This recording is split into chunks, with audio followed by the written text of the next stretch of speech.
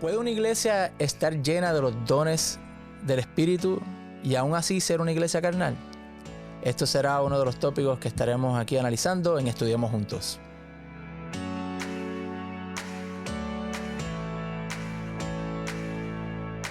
Bienvenidos a otra edición de Estudiemos Juntos, y antes de comenzar con nuestro programa tenemos un anuncio muy importante, que es la EDO de matrimonio, que va a estar desde octubre 29 hasta el 1 de noviembre. Así que no te pierdas esa experiencia, será de gran bendición. Allí vamos a estar compartiendo distintos matrimonios y va a ser en un lugar muy bonito que, ¿cómo es que se llama el nombre del campamento? Cajara Springs, que es en Georgia, ¿verdad? Georgia. Así que allí vamos a estar pasándola fenomenal. Todos los EDOs que hemos hecho han sido de bendición y este es el primero que hacemos con un énfasis para matrimonio. Así que estoy contento de ver lo que Dios va a hacer y cómo se va a manifestar, porque creemos, ¿verdad?, que todo comienza en nuestro hogar. Así fue como todo comenzó. Dios comenzó con un matrimonio, y el enemigo muchas veces, si quiere destruir la iglesia, la sociedad, comienza por ahí. Y nosotros pues queremos ser proactivos en eso y queremos también bendecir los matrimonios. Así que no te lo pierdas. Entra a discipuladorgánico.com y allí te puedes inscribir y ahí encontrarás más información. Si necesitas saber algo más, algún detalle acerca de lo que se va a estar haciendo, cualquier información adicional, comunícate con nuestra secretaria Jennifer en jennifer.sanabria@iglesiafc.com. Así que bueno, antes de comenzar, bueno, como ya dije, estamos a la mesa con Jennifer y con Joel. Y Joel, ¿puedes comenzar con una oración? ¿Cómo no? Querido Señor que estás en el cielo, gracias porque podemos estar otra vez reunidos aquí para estudiar tu palabra, y te pedimos que el mensaje que nos reveles a través de tu Santo Espíritu pueda construir nuestro carácter y podamos conocerte mejor. Esto te lo pedimos en el nombre de Jesús. Amén. Amén. Bueno, Angelo no está, como se pueden dar cuenta, está ahora mismo en misión en Idaho mientras estamos grabando esto, así que ya pronto estará con nosotros. Y bueno, vamos a estudiar ahora la lección número 6, que se titula Los dones del Espíritu. Pero hay algo que mientras estudiaba, porque incluso aquí en mi Biblia aquí pone dones espirituales, y siempre que cuando leía estos capítulos muchas veces lo veo como algo separado a lo que estaba sucediendo, y para mí el enfoque de esto no es tanto los dones espirituales, sino es la unidad de la iglesia, o es decir, es cómo se ve una iglesia madura, para mí por lo menos en ese sentido, aunque sí obviamente toca de los dones espirituales, pero yo creo que el énfasis realmente no son los dones, sino es la madurez espiritual que haya una iglesia. Y eso es lo que más o menos vamos a estar ahí analizando. Pero antes de comenzar, vamos a ir a Efesios 4 del 1 al 6. ¿Quién puede leer eso? Efesios 4 del 1 al 6. El que lo tenga. Efesios 4 del 1 al 6. Yo, que estoy preso por causa del Señor, les ruego que vivan como es digno del llamamiento que han recibido, y que sean humildes y mansos y tolerantes y pacientes unos con otros en amor. Busquen mantener la unidad del Espíritu en el vínculo de la paz. Así como ustedes fueron llamados a una sola esperanza, hay también un cuerpo y un espíritu, un Señor, una fe, un bautismo y un Dios y Padre de todos, el cual está por encima de todos, actúa por medio de todos y está en todos. Buenísimo. Luego si después quizás lo entramos ahí, podemos leer un poco más adelante, él empieza a hablar también de los dones que también se reparten. Pero fíjate que comienza con qué cosa, haciendo un llamado a qué. A la unidad. A la unidad, a la humildad, a ser pacientes unos con los otros, y a que estemos unidos en qué cosa.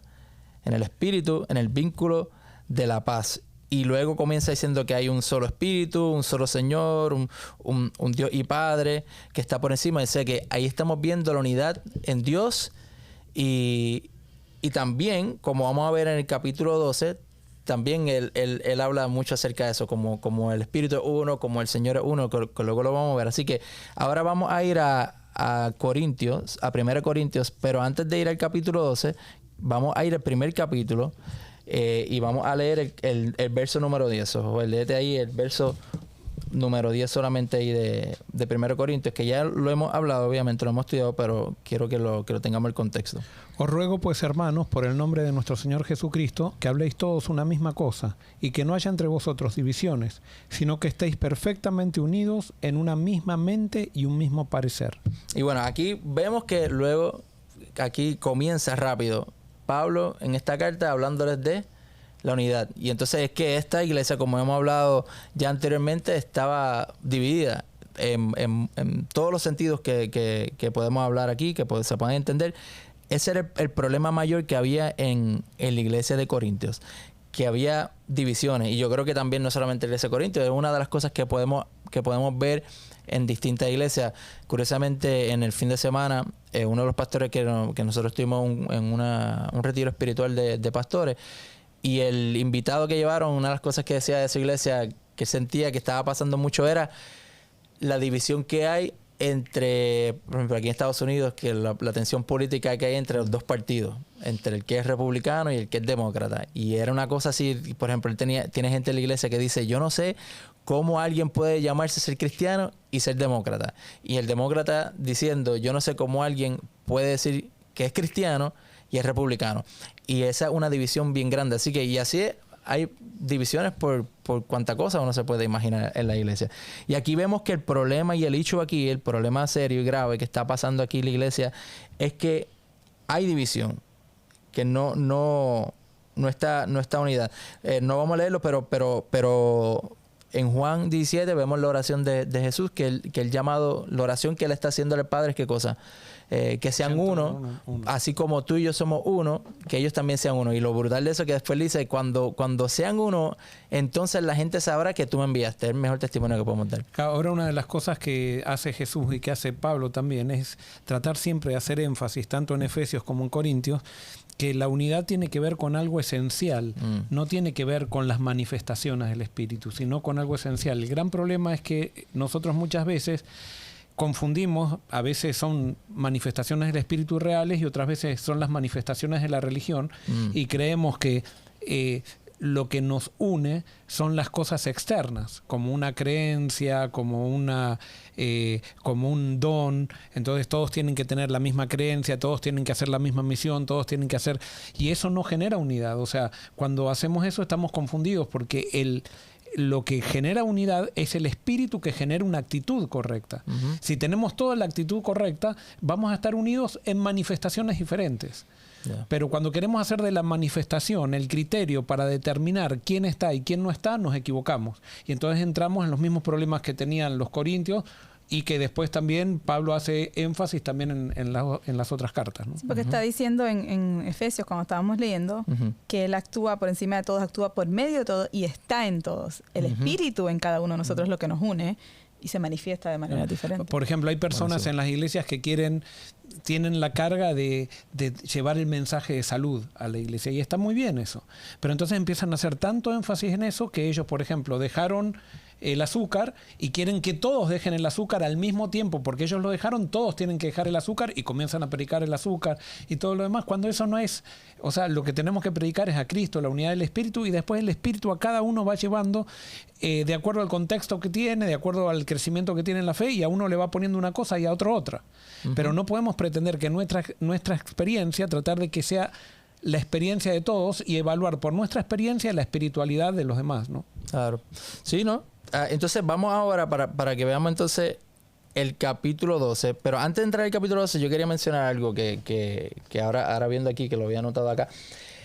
Y es que en el capítulo 11, algo interesante que ya lo hemos hablado un poquito, pero vemos, lo voy a ver aquí un poco cuando él entra aquí en el capítulo 11, ya para el verso 17 en adelante, hablándole, diciendo, ya aquí no los puedo felicitar. Entonces les dice que el 18 dice, pues en primer lugar oigo decir que cuando se reúnen como iglesia hay divisiones entre ustedes, y en parte lo creo. O sea, ellos se reunían y no solamente eso, sino ahí él comienza a hablar de la cena del Señor y habla acerca de cómo cuando ellos se reunían a participar de la cena del Señor habían ya divisiones, ya sea por especialmente habían cosas jerárquicas, porque los que estaban de la alta clase comían primero y no permitían que los que llegaban después se quedaban con hambre. Y ya él empieza a cuestionar esto. Y para mí, que no, obviamente esto no es el tema, pero para mí el verso 29, cuando dice que porque el que come y bebe de manera indigna y sin discernir el cuerpo del Señor, come y bebe para su propio castigo, para mí ese discernir el cuerpo del Señor se refiere a la iglesia. Porque él estaba hablando aquí de las divisiones que estaban habiendo. Y está hablando de la iglesia como cuerpo de Cristo. Claro, luego ahora en el capítulo 12 le entra a explicar o a comparar la iglesia como el cuerpo de Cristo. Y para mí ese es el discernimiento. Por eso es que después luego diciendo, cuando se reúnen, espérense para que no haya divisiones entre ustedes. Y nosotros como iglesia, cuando nos reunimos, lo que usted está diciendo, tenemos que tener ese discernimiento del cuerpo, a ver qué está pasando. Si lo que yo estoy haciendo está produciendo edificación, que luego hablamos, o está trayendo división. Entonces, para mí ahí es que está el punto. Luego, el capítulo 12, vamos a comenzar y vamos a leer desde el 1 al... vamos a leer del 1 al 3. Vamos a comenzar con eso, del 1 al 3. ¿Quién lo lee? Hermanos, no quiero que ignoren lo relacionado con los dones espirituales. Ustedes saben que cuando no eran creyentes eran arrastrados hacia los ídolos mudos. Por tanto, quiero que sepan que nadie que hable por el Espíritu de Dios puede maldecir a Jesús y que nadie puede llamar Señor a Jesús si no es por el Espíritu Santo. Así que aquí vemos ya el primer ministerio o el primer... no sé si se le puede llamar don o el primer regalo que el Espíritu Santo nos da. ¿Qué cosa es? Según lo que está ahí. Los dones espirituales. Sí, pero ¿qué es lo que el Espíritu hace? ¿Qué es lo primordial? Que nos une. En el verso 3 ves que dice, por tanto, quiero que sepan que nadie habla por el Espíritu de Dios, que alguien que hable por el Espíritu de Dios puede maldecir a Jesús, y que nadie puede llamar Señor a Jesús si no es por obra del Espíritu Santo. O sea, el nosotros poder declarar a Jesús como nuestro Señor, eso es una obra del Espíritu Santo. Claro, lo que pasa que acá Pablo está estableciendo el criterio para determinar quién es espiritual y quién no es espiritual. Entonces, en un contexto donde decir que Jesús es el Señor, cuando todo el mundo decía el emperador es el Señor, decir Jesús es el Señor, entonces te generaba persecución. Entonces Pablo dice, mira, si hay alguien que dice que Jesús es el Señor, eso no puede ser que sea guiado por la carne el que dice Jesús es el Señor, porque está arriesgando todo por hacer esa declaración, y entonces está realmente declarando su fe, y eso es lo importante, que Jesús sea el centro. Ese es el criterio de si alguien es espiritual o no es, si vive para Cristo o vive para sí mismo. Claro, y aquí mira, Juan 16, 13 al 14, busquen Juan 16, 13 al 14, porque ahí vemos también la obra del Espíritu también, qué es lo que hace el Espíritu, que Jesús dijo que el Espíritu iba a hacer. ¿Qué dice Juan 16, 13 al 14? Pero cuando venga el Espíritu de verdad, Él os guiará a toda verdad, porque no hablará por su propia cuenta, sino que hablará todo lo que oiga, y os hará saber las cosas que habrán de venir. Él me glorificará, porque tomará de lo mío y lo hará saber. Así que el Espíritu, la obra del Espíritu es llevarnos a Cristo. Y es que podamos reconocer a Jesús como nuestro Señor. Y para mí eso es la mejor manera. ¿Y qué significa eso de llamar? Porque dice que nadie puede llamar Señor. ¿Significa simplemente como que puedes decir Señor y ya? O porque cualquier persona puede mencionar o decir la palabra Señor. Para mí lo que dijo Joel, porque eso mismo pensé, ¿viste? Porque que mucha gente, y inclusive la Biblia dice, muchos dicen Señor, Señor, y no.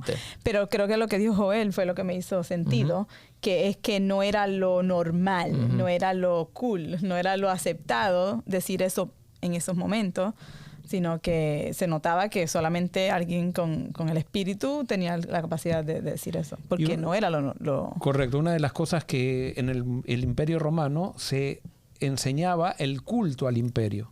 O sea, había un culto, había sacerdotes incluso que ministraban a la religión del imperio.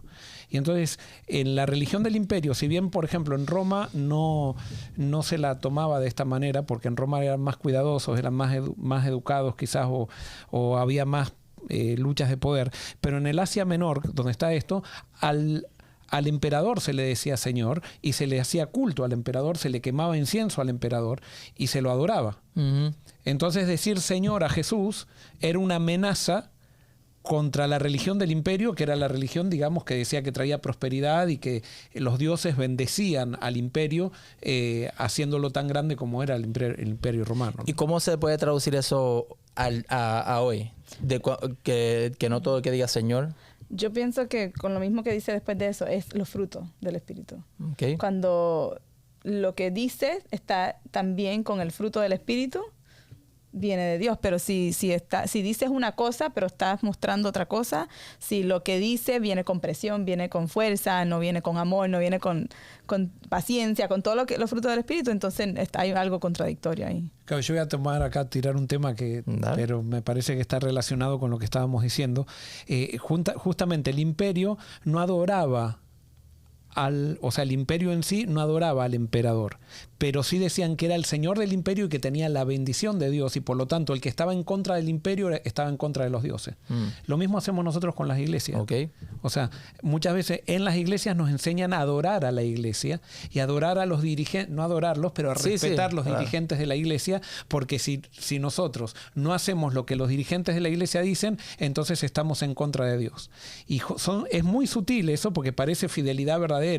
Y yo no digo que no hay que respetar a los líderes, pero al que le debemos respeto es a Dios. Y si un líder no actúa de acuerdo a Dios, si la iglesia no actúa de acuerdo a Dios, listo.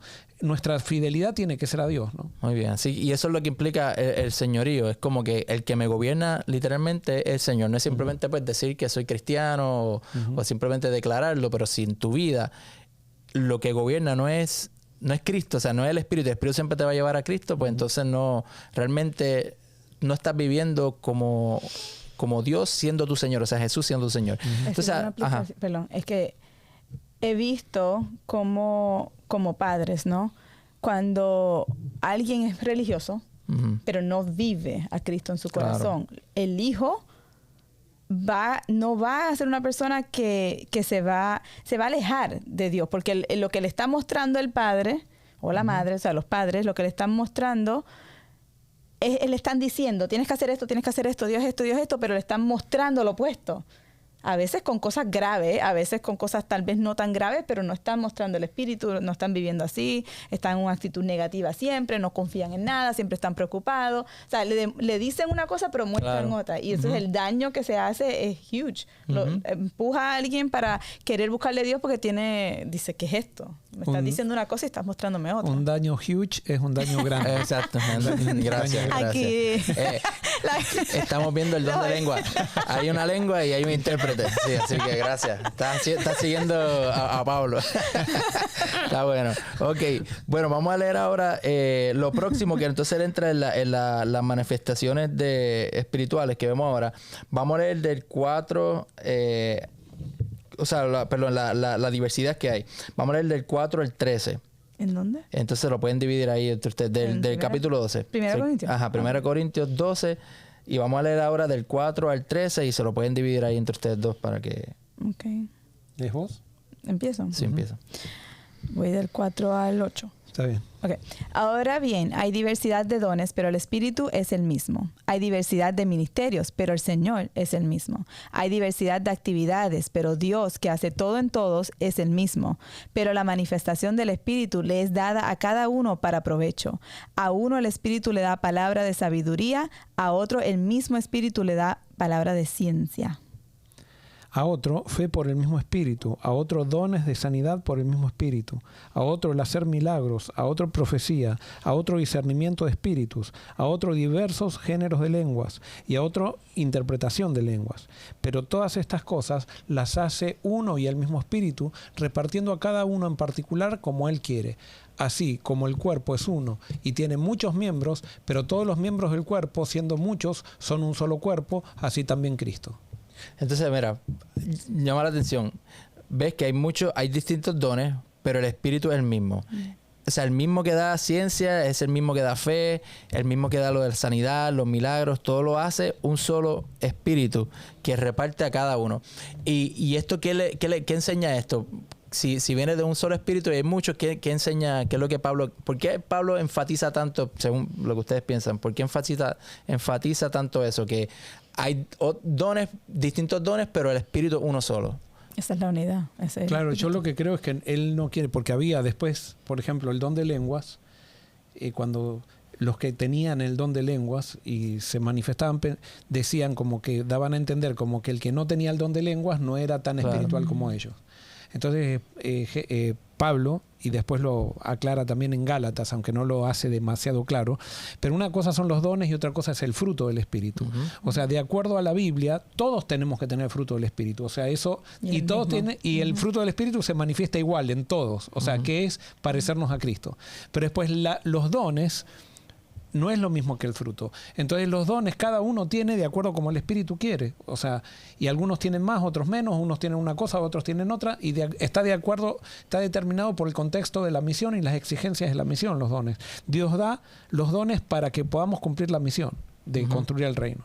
Claro, y yo creo que, y eso es lindo, porque muchas veces pensamos que los dones simplemente, y creo que la lección da como que más a entender como que los dones para edificación de la iglesia, que sí, pero para mí que no simplemente es para la edificación de la iglesia, sino también es para misión. Y si es para misión, es para todos. O sea, los dones que nosotros, que se ejercen en la iglesia, tiene un efecto colectivo, no solamente dentro del cuerpo, sino también incluso a todos, porque es para la misión.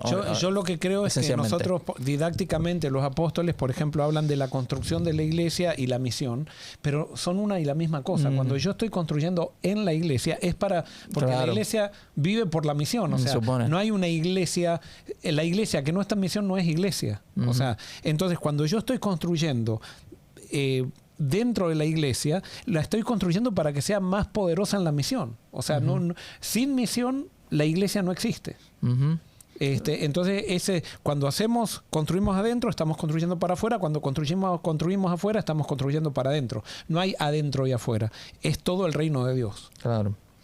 Entonces, bueno, ya estamos claros. Es un mismo espíritu. Es un solo espíritu. Así que eso quiere decir que aunque hay diversidad dentro del cuerpo, ¿sabes? No es como que hay distintos espíritus tratando de batallar entre sí, sino un solo espíritu que está repartiendo esos dones para lograr un objetivo, que haya esa unidad. Entonces luego él comienza es interesante porque él habla ahora de la iglesia, la analiza como un cuerpo, que ahora lo vamos a leer, que vamos a leer del 14 al 26. Así que ustedes también ahí divídenselo ahí un poquito ahí, del 14 al 26. Y ahora vamos a ver cómo Pablo aquí empieza a analizar o a comparar la iglesia como un cuerpo.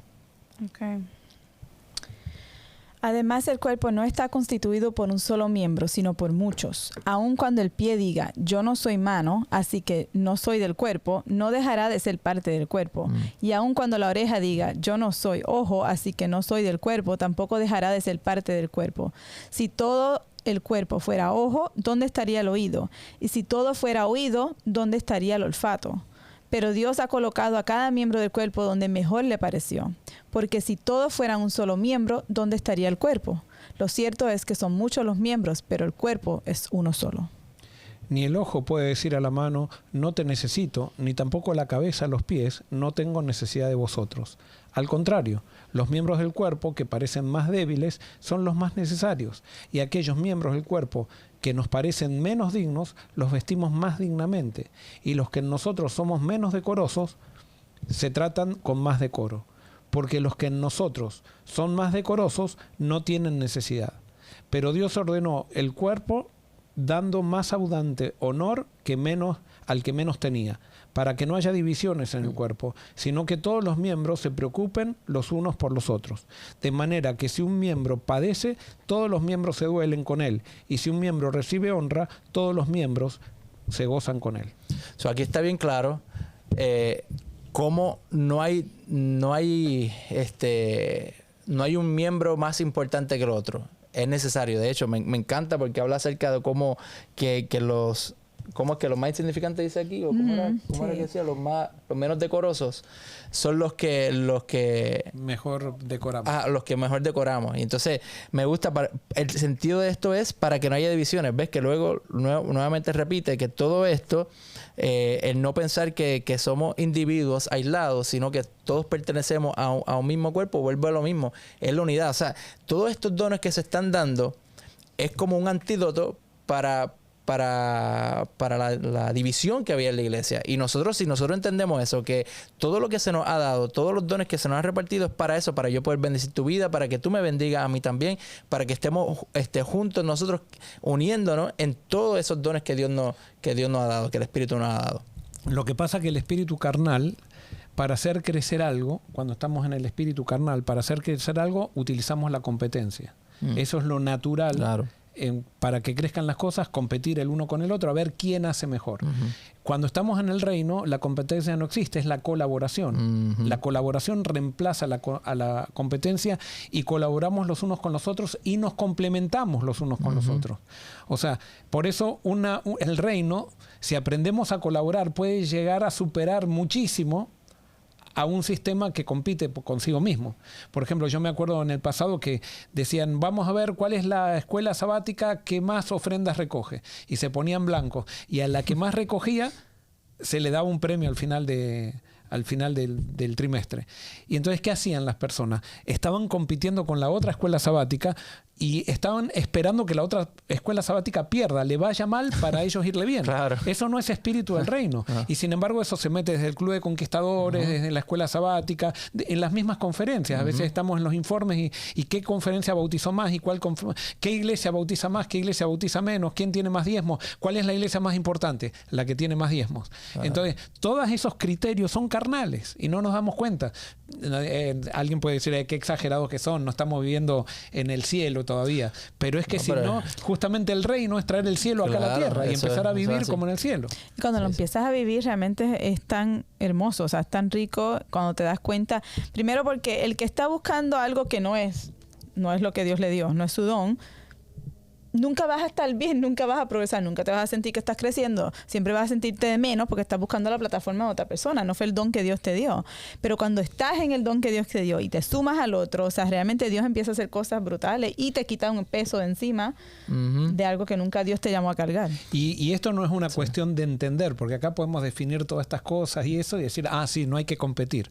Pero es que para no competir, la única solución es tener el Espíritu, estar lleno del Espíritu. Porque me vacío del Espíritu, por más que entienda estos conceptos, por más que lo entienda, voy a competir. Sí, y por eso Pablo, que lo hemos leído ahora y lo leímos en Efesios, que hablaba de la humildad, de ser humildes, porque eso nos lleva a esto. Mira, aquí decía, de manera que si uno de los miembros padece, todos los miembros se conduelen. Y si uno de los miembros recibe honores, todos los miembros se regocijan en él. Y eso también es algo que es difícil, que de repente tú ves a alguien que tuvo un éxito, que el éxito del otro me moleste. Entonces, al contrario, el éxito tuyo es el mío. Claro. Y entonces ahora yo también me agrado por ti y te ayudo. ¿Cómo te puedo servir? Porque a mí, el otro día estábamos estudiando esto con los jóvenes y me llamó tanto la atención. Es una locura, y creo que lo estuvimos hablando allá en el campamento, que cuando Jesús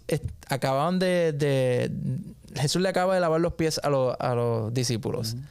Se tomó forma de siervo. Nadie quería hacerlo. Eso era un trabajo literalmente de un siervo. No era de que pues, como ahora que hacemos para que de hecho ahora parece como te llena más el orgullo. Yo vi un pastor que yo le voy a lavar los pies a todos ustedes, por favor. Qué humilde que soy. Sí, qué humilde que soy, para que vean qué humilde soy. Sí. Eso era un trabajo de verdad asqueroso. Y Jesús lo hizo. Después que hace eso, comen la cena del Señor. Y luego que están en la cena, que termina todo, que están comiendo, empiezan a hablar. Y el diálogo de ellos es, oye, ¿quién es el mayor? Yo soy más duro, yo me siento más con Jesús. No, yo estoy entre los tres. Yo vi a la hija de Jairo, tú no. O sea, comenzaron a discutir a ver quién era el mayor. Mira qué locura, después de ver a Jesús lo que hizo. Y Jesús le dice, mira, ¿sabes? Ustedes están actuando como los gobiernos de este mundo, pero entre ustedes no debe ser así, porque el que quiera ser mayor, porque el punto no es que no haya liderazgo, el punto no es que Dios no quiera que hayan dones, el punto es cómo lideramos. Entonces, si alguien quiere tener autoridad, tú tienes que ser un siervo. Entonces, al que nosotros adoramos, que para mí esto fue una locura cuando yo lo entendí, dije, yo adoro a un siervo. Y cuando yo entiendo que yo adoro a un siervo, eso a mí me lleva a yo también vivir en servicio. Y por eso nos preferimos adorar a un rey, porque con el rey, si nosotros le diéramos, somos reyes. Exactamente. Pero al siervo, no. Claro, ¿no? Y para mí eso me trajo, para mí fue algo bien lindo. Entonces ahora por el tiempo quiero terminar con esto. Aunque bueno, fíjate, sabes que podemos comenzar con esto en la próxima. Así que bueno, con esto lo vamos a dejar así. Lo más lindo que podemos nosotros es tener la mente o la actitud de Jesús. Y la mente y la actitud de Jesús siempre fue esa de servicio. Nuestra pregunta no debe ser cuál es el don, cuál es mi don, qué es lo que yo debo hacer, si mi don es mejor que el tuyo o el otro, que próximo vamos a estar hablando de eso, sino es cómo yo puedo edificar a la iglesia, cómo lo que Dios me ha dado puede ser de bendición. Así que no te pierdas el próximo capítulo, que vamos a estar hablando un poco más de eso. Bendiciones.